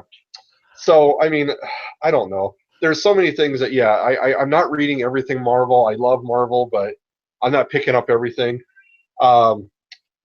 You remember, Travis, they got Black Ant on here. Yes. Remember when he was in the Illuminati and he exploded? Uh-huh. I don't know how he came back. So they don't explain that, but he's part of Hydra. Because they put the bomb in him, didn't they? In Illuminati, Mr. Hyde? All right. Yeah. Yeah. Kraken, for those who read the Secret Warriors, Nick Fury uses young kids as people. We find out the original Kraken died. There was a SHIELD agent who impersonated him.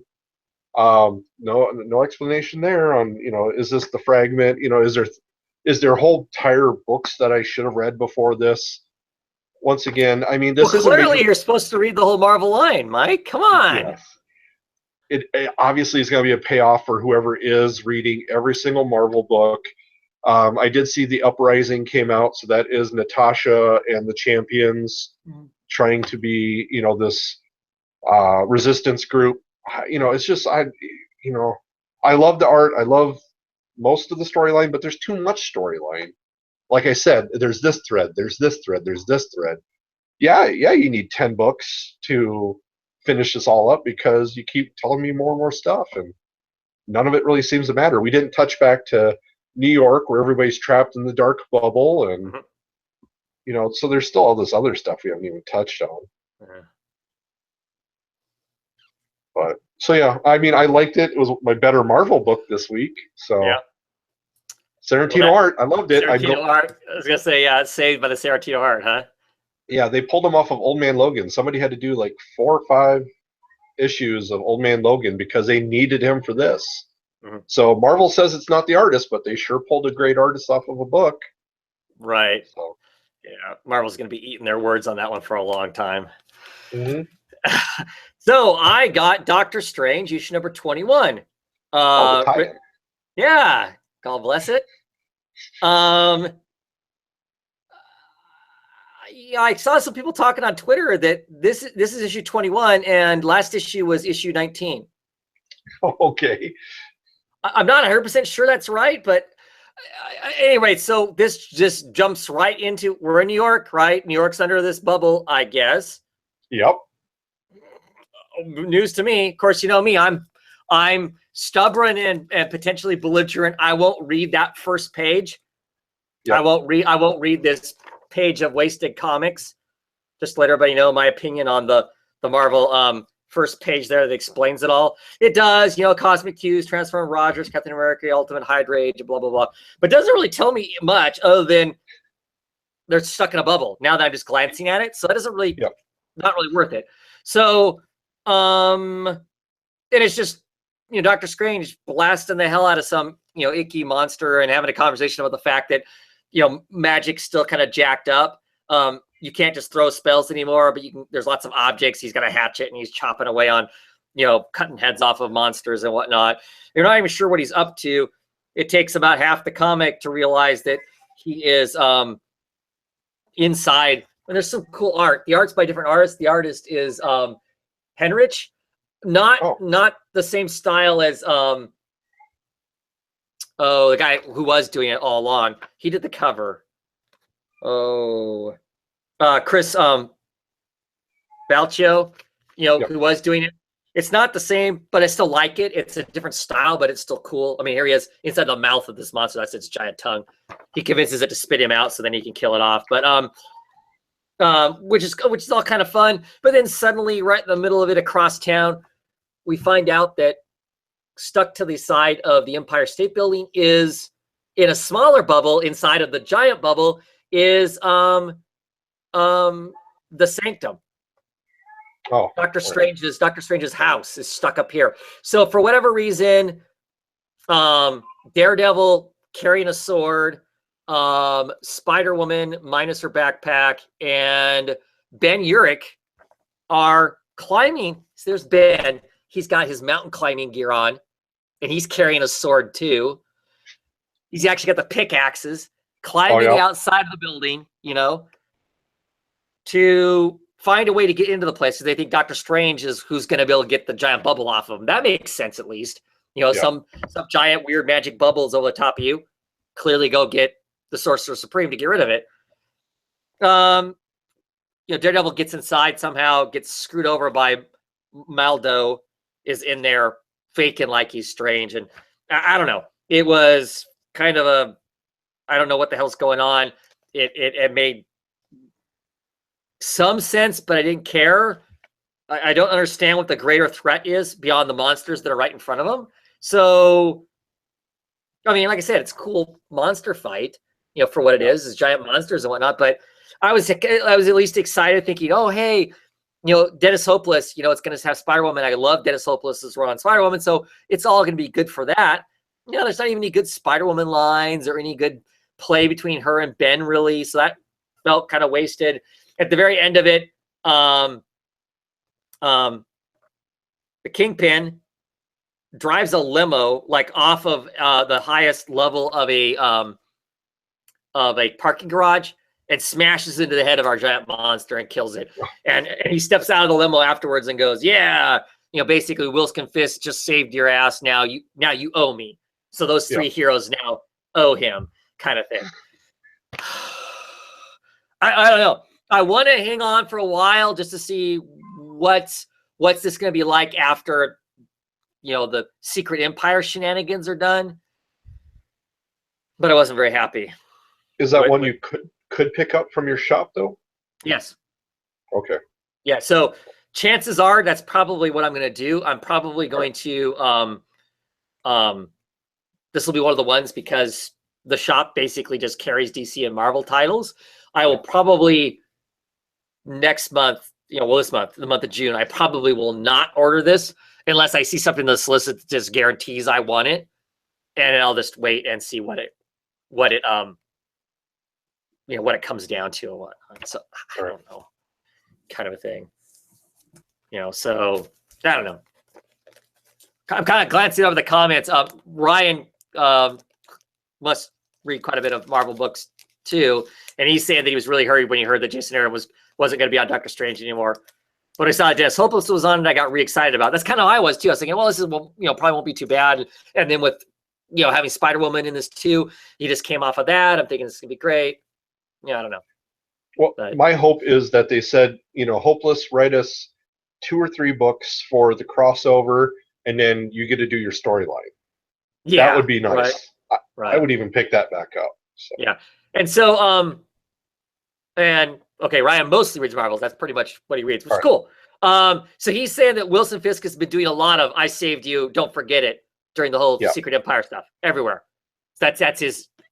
So we know what the next non-event, because they're not doing any more events, right, for at least 18 months. Right. The next non-event they're going to do is going to be Wilson Fisk owns Marvel, and pretty much everybody in the Marvel universe is going to be kissing Fisk's rings, right? So, which is okay. I like Fisk. I mean, I like the Kingpin as far as villains go, but interesting. Okay, that's it for our Marvel reading, right? Yes. We lost Rez. I believe that Rez was on her phone tonight, so she wasn't sure how long her battery was going to last. So I'm betting that's why we lost her. Either that, or she just didn't want to listen to us talk corporate comics. Well, one of the two. But I think it was her phone died. So that's why we lost her. Maybe we'll see her back. I don't know. Marvel news. Any Marvel news that we want to talk about? Not that I could think of right offhand, though. Okay, yeah, I can't think of anything either. Did you pick up any DC books this week? No, but I was going to say, since you were doing Independence, did you pick up Joe Gollum, Occult Detective? I did not pick up Joe Gollum. All right. I've been humming and hawing about picking those up, but haven't. How was it? All right. I liked it. It was this is 1 of 5. It starts out with pretty much medieval times. It appears that somebody has summoned a golem or created a golem to protect a group of priests, and that was what was interesting too, is that they were priests, not Jewish. As we know, some people may know the story is that the golem protected the Jewish people during times of trouble, and I think they made reference to that in here too, and that was what was interesting. It quickly cuts to, I don't know if it gives me a date on it, but it says Lower Manhattan, the drowning city. So Manhattan is underwater, whether due to a major catastrophe or global warming. So all these people are Climate basically, change? No way. That's not so, real. so it's like they're using the top, I don't know, maybe they lose like the first 2 or 3 floors of every building, and then they just have skywalks between. There's boats everywhere. The police come and ask a certain, I'm trying to remember what his name is. There is a guy who's with Joe, who's kind of like his mentor, who evidently is always take care of him. Joe doesn't have any memory of his past. He's got this young lady in his life that he sneaks over to stay the night, and she's like, "This is ridiculous. He knows about us." So it's good. I mean, they round out the character with things like this, but then police want to come and ask him. He says, "You investigate weird things." And he's, "Well, Joe is going to start taking over my stuff now," and they are investigating. Was it 3 Germans? That's what seems weird too. I mean, this is very World War II close, but I don't know if it's alternate history. But the 3 Germans are on a boat in America, in Manhattan, and one of them starts freaking out. He's got voices in his head, and he starts attacking people. And they leave him. They realize he's going to die, and eventually police get there and shoot him. They're investigating. They go and find out, where he stays. They bring Joe, the detective. So now we have a murder mystery kind of thing going on. I liked it. I mean, this is, it was just smart enough. The artwork was nice. It's Christopher Golden doing the art, Mike Mignola writing it. Oh, sorry. Mike Mignola and Christopher Golden are the story. Art by Patrick Reynolds. Okay. Colors by Dave Stewart. So, yeah, I'm not sure because I think I got a single issue of it. One of the last, because it like a lot of Dark Horse stuff, it's kind of like in little mini series. And there was at least one before this, and for some reason I end up with like an issue in the middle of the story, and I wasn't sure exactly what's going on, but it must be some sort of like alternate timeline kind of a thing. Because in that part of Manhattan was underwater too. There's lots of water all the time. They're either in little rowboats or other motorboats, or they're crossing between buildings on rails and stuff like that. Yeah. Yeah, and I mean, because the police officer tells this kid who's standing on a rail, watch our boat, and I'll give you $1. And Joe the Golem's like, and if you don't, I'll beat you. And I'm just like, well, that's kind of interesting way. You're right. So it says 1 of 5 up here in the corner, but as I flip in there, it also says part 1 of 3, number 6 in a series. Right. So it must be the next. All right. It must be the next story arc. Yeah. Yeah, that's what's weird. It's part 1 of 3 in a 6 series, but this is part 1 of 5. Yeah. So yeah. Dark Horse. Yes. Yeah, it's one of those kind of things I like it and frustrating at the same time. So I presume that unless it's a crazy heavy week, I'm going to be happy to continue along with this. I mean, it's just weird enough, just creepy enough to stay on it. Right. So it has those kind of gumshoe, early detective novel kind of feel to it, but obviously it's got the supernatural, element to it also, right? Yeah. Yeah. Cool. All righty. Any other books I missed? No. That was all my books. So okay. I have 2 DC books. I did pick up 2 DC books. They're both annuals. One of them was the Trinity Annual. I enjoyed it for the Gilliam March artwork. I'm a fan of Gilliam March. He cheesecakes some things, but I don't care. Whatever. I still like it. He's the guy that did the notorious Catwoman cover of the New 52 that people completely lost their minds over because she was like, all chest, all hips, and no waist, ridiculous. I mean, it was completely ridiculous. But that was kind of the point. But at any rate, but I get why people were mad about it, over sexualizing. Yeah, I get it. But at any rate, so a Trinity story written by Williams, art by March. It continues a story that was kind of touched on in a single issue as kind of like a in-between story between Manifold, Francis Manipoul's stories, kind of a thing. So there are these pits, they're Pandora pits as opposed to Lazarus pits that Cersei's and Ra's al Ghul are hanging out at. They tried to get Lex Luthor because that was going to be their Trinity to fight this Trinity, kind of a thing. It didn't really work out. In this issue, it's largely the demon Etrigan shows up. They kind of think, oh, maybe this will be our third person for the Trinity. He falls into one of the Pandora pits. It separates the demon from Jason Blood. So Jason Blood is staggering off, going, "I'm free, I'm free." He's quickly starting to age because he's from King Arthur's time. But happy as could be that he's dying because finally he's getting to die. Of course, Etrigan is now the size of a skyscraper. All of his demons are pouring out of the pits. He's thinking it's awesome because he's going to wreck everything. Of course, it's a giant rhyme fest because he can't, he's a demon of the third realm, and demons of the third realm have to rhyme. So he rhymes a lot. I don't know if it's the writers go, "Hey, I want to have to write a book with a bunch of rhyming in it, so let's put this character in there," or if DC goes, "I hate you as a writer, put this character in there to rhyme." I don't know which it is, but anyway, so you get the rhyme, so you get this kind of corny, ridiculous dialogue anytime he's talking because it's to rhyme stuff all the way through it. He goes on a rampage. Of course, the Trinity was going to sit down to have a nice dinner and just be a family kind of thing. Bruce is the person who supposedly instigated this, which makes no sense to me whatsoever. He'd be the last person to do that. Anyway, they end up hearing this, "Oh no, warning," craziness.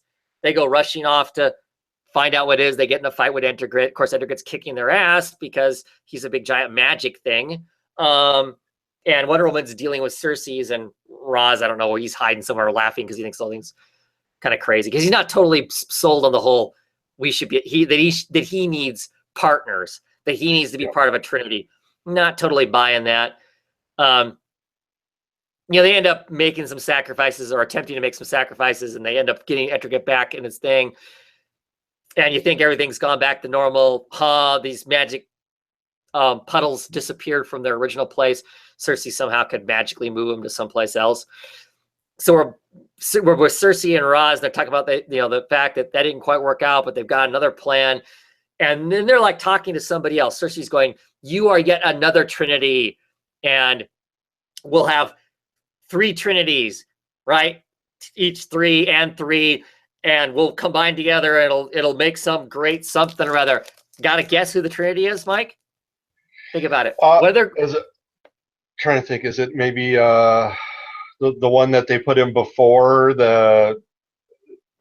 was it the Stranger, Phantom Stranger? You read a book that has 3 people in it. Oh, the Red Hood and the Outlaws? The Trinity is Red Hood, Artemis, and Bizarro. All right. Awesome. That's who they're roping in. Of course, not the end. All right. This was an annual. Where's the next story going to be at? My understanding is the next story is back to the Francis Manipoul stuff. So I don't know when we're going to get the next part of this story. I was thinking about $5 book, wasn't it? $4.99 with a free digital code. Oh, that's why. Was it a lot of pages or what? Yeah, it's hefty. It's hefty. Okay. All right. It's like, can't wait to get it off the dollar wall then. It's big and it was fun. It's a kind of a fun romp. Like I said, I like the art, so I'm not disappointed in that. But I'm like, okay, cool. That's kind of curious. 3 Trinities, and one of them is those guys. But I don't know how. Yeah, I don't know. It's all these storylines. The Manipoul, all of them will cross over in another big crossover event. Yeah, the Trinity event. Sure, I guess, and I won't get that. Hasn't been done enough, yeah. Yeah, I won't get that. So, no, it wasn't bad. It was fine. It was an annual kind of, whatever. Yeah. But yeah. Because wasn't that kind of the big tease right before the Villains Forever was the it was because the Trinity. We were trying to guess who the Trinity was, and of course we said Batman, sure. And it was the Phantom Stranger, the Question, and Pandora were the Trinity. They each had a right. Oh, right. team. Yeah. So maybe they don't want to let that go. Yeah. But I mean, you know, like I said, the art was cool. You know, this giant picture of him pouring out of one of these Pandora pits, all wah. You know, Yeah. I mean, you know, hear a little bit of Fantasia there, right? The giant Batwing guy with the. But so, yeah, I don't know when that story's gonna. This is one of those books I'm humming and hawing about not getting any more of the Trinity. It's just not really holding together as much as what I'd like it to. I don't know. I really kind of wish instead of giving us these long, dragged out storylines, if they were much tighter, 1 or 2 issues, and just get different creators on it, so you make it almost like a Brave and the Bold, except it's just Batman, Superman, Wonder Woman stories, knock them out really fast, would be a really fun book. Because like I said, I like the Trinity. I like these 3 characters together. I think they're really interesting together as friends and whatever else. But I don't know. I don't know what I'm going to do with that book now. That's another book I guess I can quit getting and then pick it up off the shelves if I want to. Pay full price for it. That's the other thing, though, about picking them off the shelf is I'm paying full price. Well, I know. I can't remember the last time I actually literally spent $5 on a comic book. So I don't know. It was a dark, dark day, I'm sure. Yeah. So Ryan is asking, I dropped Red Hood and the Outlaws halfway through the New 52. Totally hear you. I did too. When I saw the new cast and the rebirth, I had no faith in it. Is the current series worth reading compared to the New 52 run? I like it. Yes, it's enjoyable. It's despite the fact that it's got the same writer who started out on the New 52 version of it. He hasn't fallen into some of the crap that he fell into in that yet. Mind you, I think part of the reason me and Mike like it is we're both Bizarro fans. So Yes. not that he's been in it tons, but he has been in it and it's been enjoyable. I've liked it. It's been a decent book. Yeah. Do you think his editors helped him on his issue? Would that maybe be the change? It's part of it. He's telling a different story too, though. Yeah. You know, I mean, the woman that is in this book, they're not treating anything like they treated Corey. Yeah. You know, Firestar in the original. You know, where they basically literally described her as being a goldfish. You know, having the mind of a goldfish, which is sad. I mean, so once you set that up, you've kind of wrecked that character along the way, in my opinion. So, yeah. See, no, there is none of that sexualized stuff in there. I mean, you know, Artemis clearly is a buxom Amazon, but that's as far as the sexualization goes. I mean, there is no, you know, the dudes aren't treating her derogatory. They don't make derogatory comments. You know, it's not Jason Todd and Arsenal. God, can't remember his name right now. Roy Harper being dude bros and you know, treating her like a hood ornament. That does not happen in this book, because I would be way off the book a long time ago if that was the case. So she is an equal warrior, and I think that's what's good about it. Red Hood is really exploring a lot more about himself too. I mean, especially this arc is about the trauma of his life. Right. Previously, it was him trying to be a better superhero in a way. Yeah. Well, and finally trying to get past the ghosts that haunt him. Yeah. I mean, because currently where they're at right now, they're literally ground zero of where he got his brains bashed in by the Joker. So interesting stuff as far as that kind of goes. No, it's definitely been decent. Hasn't fallen into any of those pit holes that Lobdell put them in the last run, for sure. Yeah. And definitely, like you said, a fun take on Bizarro. I mean, we've seen him displayed a lot of ways. This one is, I think, an interesting one. So yeah, well, I think it's going to have medium. You know, it's not, of course, not the mini series where it's all goofy and tongue in cheek and you know, funny like we read. And he's not totally Frankenstein's monster, a la Forever Evil. If you caught any of him in that, where Lex Luthor has, you know, brought him up and he's, you know, clearly really damaged. So he's kind of in between. He delivers some funny lines because just the way he says things and stuff. But you know, he's a serious person too, like everybody else is. So yeah. The other book I got was Wonder Woman Annual #1. get another $5 book with a digital code. Yes. So I don't know if people have seen, like I've seen at least on Twitter, people posted a panel from this, all kinds of hubbub about it. You didn't see that, Mike? So No. there's a couple stories in here. The first one's written by Rutka, art by Nicola Scott. So it's beautiful. That, and Wonder Woman hits the typical notes that she has for the Rebirth run. Kind of a thing. What's great is it's told from Superman and Batman's perspective. They both are, doing their thing. Batman's coming in from a night of being out on the town. Alfred's getting the first aid kit out to restitch him up, and they're both basically checking out news feeds and other stuff about Wonder Woman. She's new on the scene. No one knows who she is. One of the screens that Batman's is looking at is the screen where it's the first time we see her do the bullet, the bracelets and bullets thing, where she's bouncing bullets all over the place, kind of a stuff. And they figure out that there's and Superman is kind of flying over the base that she's hidden in. Lois Lane's trying to get into the gate, because they all want to interview her or whatever. Superman uses his hearing to hear that she's going to be out at a secret location out in the desert, because they need to find out what her full extent of her abilities are, because they're not sure she knows. Because in the Wonder Woman, this current Wonder Woman run, she's an Amazon, so she's physically more prowess than most people are, but she doesn't literally have uber superpowers.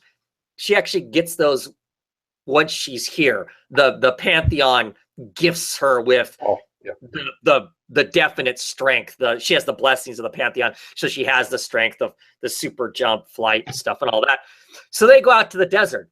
They're out in the desert, and at this point, this is early on, right? Batman does not like Superman. And Superman likes to jerk Batman's chain. So Batman's out in the desert with his binoculars, trying to look to see where she's at. And Superman shows up, and Superman's like, "Hey, you don't mind if I hang out here with you?" And he's like, and Batman's like, "No, go away," kind of a thing. Basically, he goes, "Well," and he's like, "It's awfully lonely." Batman's like, "I like lonely," all this stuff. They're like, Superman just kind of keeps hassling him. And then suddenly Superman goes, "Well, this is going to be embarrassing." And Batman's like, "What's going to be embarrassing?" He stands up, turns around, and there's Wonder Woman. She's like, "Why are you guys spying on me?" Of course, she's still all naive. She's like, "Why are you guys spying on me?" Of course, she's talking a language that no one else understands. It's some ancient, dialect. She convinces him to touch the rope, the good old magic lasso. And she says, I am, Princess Diana of Themyscira. And, who are you? And Superman goes, I'm Clark Kent, Kal-El. And Batman goes, "I'm Batman." Yeah. So on the internet, people are like going, "Oh, Batman's so powerful he can fight the magic lasso." Like, no, you idiots. Sorry, I don't really mean to call people idiots, but no, the Batman thinks he's Batman first. Bruce Wayne is the fake. That's the fake thing he is. He's Batman. Yeah. And Superman actually kind of comments on that. Really? Kind of a thing. So it was just fun. And she basically, I really, really like that story though, because the end of it's basically, she basically says, the lasso allows you to see into my heart. I see into your heart. Why don't you guys quit spying on me now? I need to go take care of this stuff, and we'll get together later. And they're like, "Okay." And Superman turns to Batman, because of course Batman's the most untrusting person ever, right? He's paranoid about everybody, and he's like, "Wow, do you really believe this?" And because we kind of saw into her heart and whatnot. And Batman's like, "Yeah." And Superman like, "Well, is it a trick?" And he's like, "No, it wasn't a trick." And he's like, "Then why are you upset?" And Batman's final line is "We saw what was in her heart, and she saw what was in our hearts, Clark. And we've got a lot of catching up to do." Basically implying that she, of course, has got the heart of gold, and these guys are playing, and she's the real deal. So I really like that. There's 2 or 3 other stories in here. Some of them are okay. There's one with King Shark, which was in Markovia. I didn't really care for that one so much. There's one was called The Curse of Honor. It written by Michael Morsini. More importantly, art by Stephanie Hans. I just really always like her artwork. It's kind of a painted kind of a feel to it. So it's really pretty to look at. She's in like Japan, and she is helping a guy out who saved a town from a curse. He took the curse on. He's getting to his old age. The curse is starting to break him. He needs Wonder Woman basically to take her out, to take him out, to kill him off, because he's kind of turning into a monster at one point in it. She doesn't want to fight him. Ultimately, she ends up doing it, makes the sacrifice and giving him an honorable death and stopping the curse. And then she dedicates herself to the town. You don't have a protector anymore. If anything else comes to get you, you call me, I'll come. I like that story too. Yeah, that wasn't bad. Wasn't bad, but I really liked the first story. It hit all the right marks for me, so it was fun. So I like King Shark because of Suicide Squad. Right. So what did they even do with him in this one then? So he is in this one. He is on trial for murder. Well, not really trial. They think they already have the evidence, and they're going to execute him. They're going to put him into a firing squad. They're going to execute him. They got these kind of funky blaster things they're going to annihilate him with. Some woman who's somewhere in the military kind of intervenes and goes, no, you can't do this. They kind of push her out of the way and go, we're going to do it anyway. They're going to execute it at the town square. Wonder Woman shows up, claims that they've broken some sort of treaty that this version of Markovia in the Rebirth and in the New 52 was kind of weird too, I think. But at any rate, in the Rebirth, it's almost like it's like a country that's coming off the backside of having been a totalitarian type of a state where there's all these sanctions on them and stuff. I mean, they're in the good graces, but there's all these treaties that they have to follow. And one of them is that they don't judge or sentence anyone that's not from their country. And of course, because King Shark he is not from their country, they shouldn't just be executing him. Wonder Woman shows up to keep them from breaking these rules. Fight ensues. Lo and behold, King Shark actually didn't do the crime. I mean, he's done lots of other crimes, but he didn't do this murder. He didn't eat these people. It was this general setting them up.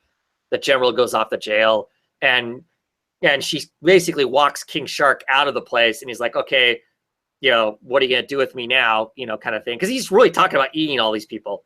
You people shot guns at me, I'm going to eat you.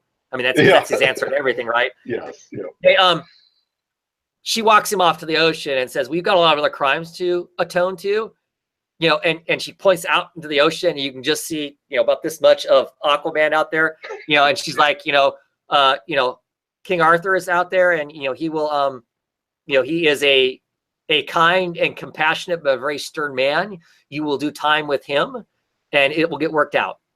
And he's like, okay, well, no guarantees, but thanks for at least giving me a shot, showing that Wonder Woman is compassionate, right? Yeah. She's not judge, jury, and executioner. So he's being allowed to, I don't know, serve his time with Atlantis to work it off. I don't know. No, I like that. All right. I'm down with that. Yeah. So that was it. Because of course it's the fifth week and Corporate Comics don't put out a whole lot on week 5. I think the only reason those Marvel books came out this week is because they got delayed a week. Would be my guess. Because typically annuals are the only things that come out in the 5th weeks of the. Or like with your Doctor Strange comic, they have no idea when they're coming out. Yeah, I don't know. No idea. So looking at the comments, Ryan says that for anyone who does read digital comics, Amazon Kindle has some pretty nuts sales going on right now. That's what I heard. I mean, they're selling stuff like huge amounts for pennies on the page, kind of a thing. So it's pretty cool. And they're all talking about going to see Wonder Woman Tuesday or Monday. Ryan C is here now also. And he's commenting the fact the 5th week didn't slow Image down. Well, that's true. Nice thing about independent comics, they don't care what week it is. Doesn't matter. They turn out whatever they need to turn out, which is cool. That works for me. So. Which is also surprising with all the breaks they take. They think they would want that extra week to allow people to catch up. So yes and no. 5th week is the perfect week to introduce a new book, isn't it? Because all the other books slow down, and when Sergeant America shows up at the comic book shop and he doesn't have as many of his normal books to buy, he can buy something else. Yeah, Joe Gollum. Yep. Yeah. So it's a perfect. It is a perfect week to, in my opinion, it's perfect to release something new anyway, because Yeah. because a lot of other stuff does slow down for sure. Yeah. Speaking of other DC news, I did go to Wonder Woman. I went to opening night. I got to go Thursday night, went and watched it, and I really enjoyed it. I mean, there are things I could nitpick about, but I don't see any reason to. But I thought it was a great book. I thought it was a great movie. You know, casting for everybody was fabulous in it. Some really good lines, some really good moments. Perfect lady for Wonder Woman, in my opinion. I think her accent works well in the movie, because of course she comes from someplace else. So you know, for us, at least for us Americans who are listening to English, her having Goodell's accent works fine. It just makes a certain amount of sense.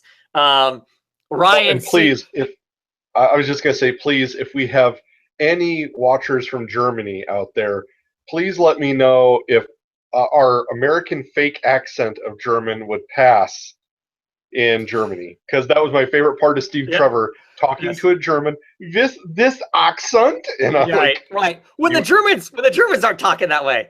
Yeah.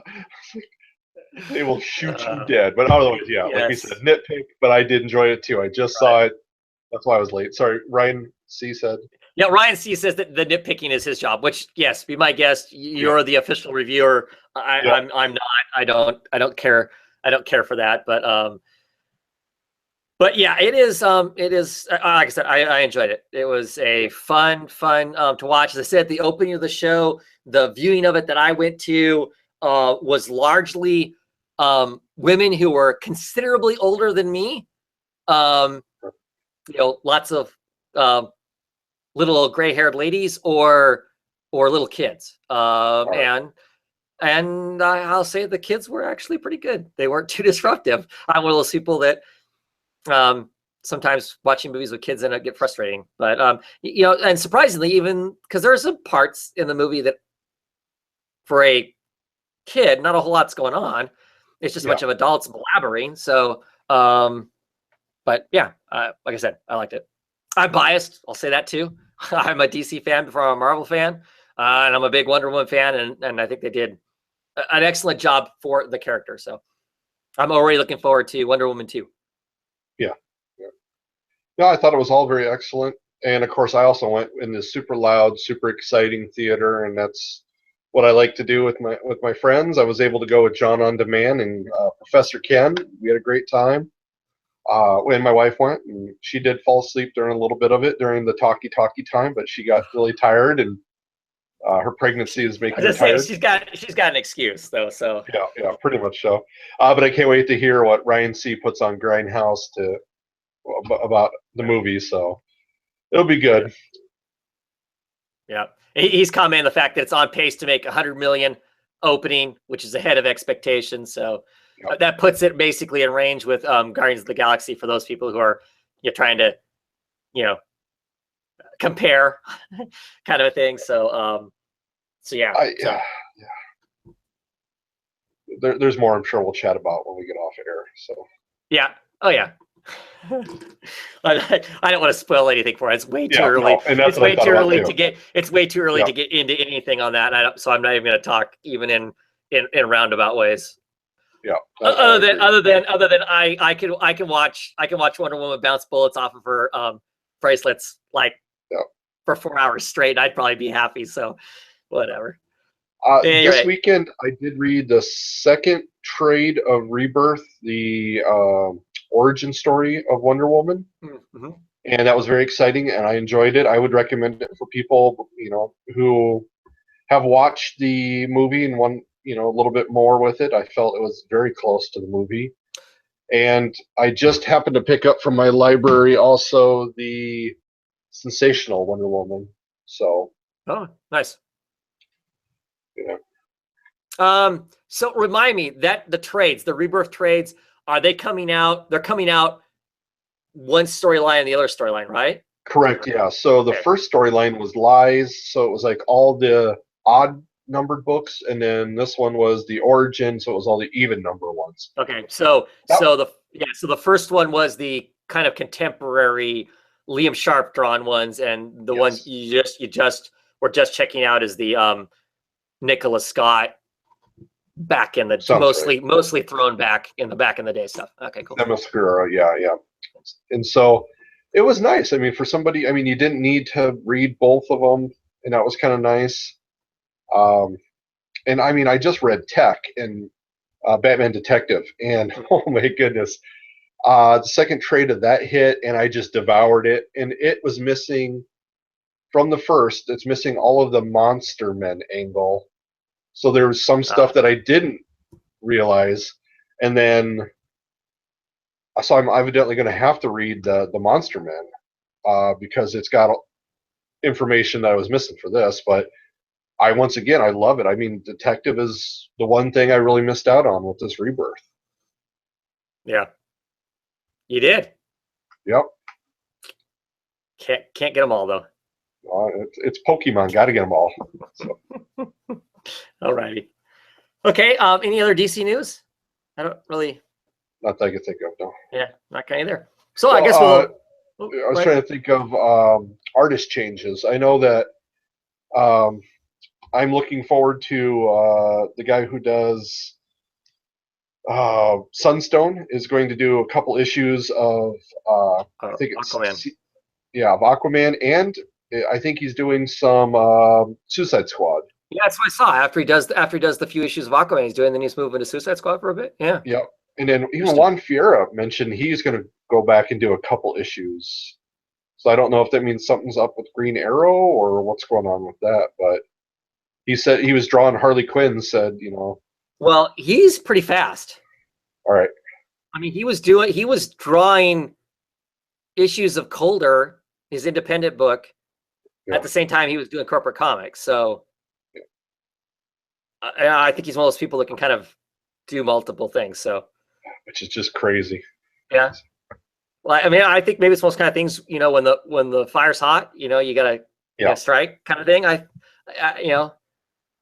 get in as much work as you can now because you don't know when you're, as a freelancer, you don't know when that's going to suddenly not be kind of thing. So. Yeah. So I definitely know I'll be picking up some Aquaman, some Suicide Squad again. Once again, I'm running with the artist right now. So. Sure. And I may do that too. That's one of those things that, yay for the small shop I have here now. I can hopefully go in and snag some of that stuff instead of having to try and catch and order the ones I want. Cause I'm still fairly sure I don't want to read Suicide Squad consistently yet. Yeah. If I get those issues and they're written well beyond just good art, would consider getting back on it, but yeah. All right. Cool. That's all I knew. So. Okay. Well, I guess with that, we'll call it a night. Thank Rez for coming on for as long as she did. Always appreciate it. Mike, thank you for making it even after the big show. You bet. And thank you guys for the comments. Those people who commented, always appreciate that too. Keeping us straight on some of the stuff that don't always know and whatnot. And until next time, have a great one, everybody. Go watch Wonder Woman. Now.